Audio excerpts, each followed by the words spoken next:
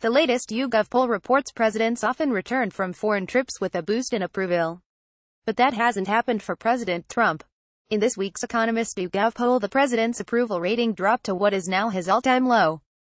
Just 34% of Americans approve of the way Donald Trump is handling his job, 55% disapprove.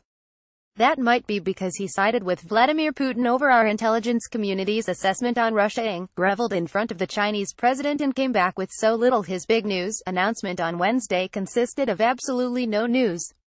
A pathetic attempt to deflect widespread criticism of the trip does not seem likely to win praise from voters. In fact, his foreign policy rating is atrocious.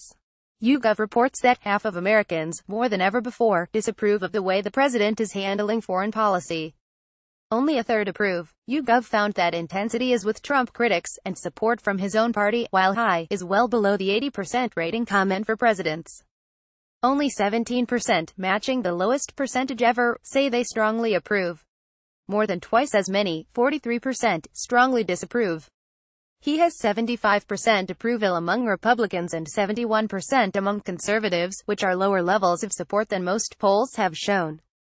In addition to foreign policy, he gets rotten ratings on other issues. Nearly half, more than ever before, disapprove of his performance on the tax issue, while only 35% approval. Even on issues like the economy and terrorism, where the public has frequently provided positive assessments of the president's performance, the balance of opinion is now negative. When one looks closer, Trump's numbers should further cheer Democrats. He gets approval from only 28% of women, 22% of people under 30 years old and 27% of those under 45 years old. Only 32% of independents approve of the job he is doing. His low standing in the polls, plus his entirely erratic positioning on taxes, might explain why, aside from generic cheerleading, he is so uninvolved in the tax bill. Distance also preserves his ability to excoriate Republicans if they fail to pass a bill or to criticize one or both houses for unpopular measures. It's hard to escape the conclusion that Trump is a heavyweight around the necks of Republicans. That surely was the case in elections around the country on November 7. Maybe association with Trump becomes less worrisome if the tax bill passes and becomes popular overnight. For now, however, it's not clear why Republicans shouldn't run as quickly as possible away from his toxic positions and persona.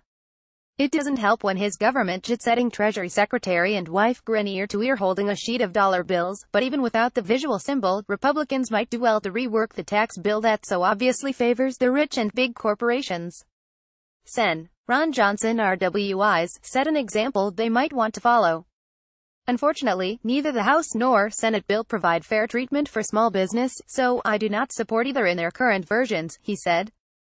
Doing the president's bidding doesn't seem like a strategy designed to preserve House and Senate majorities.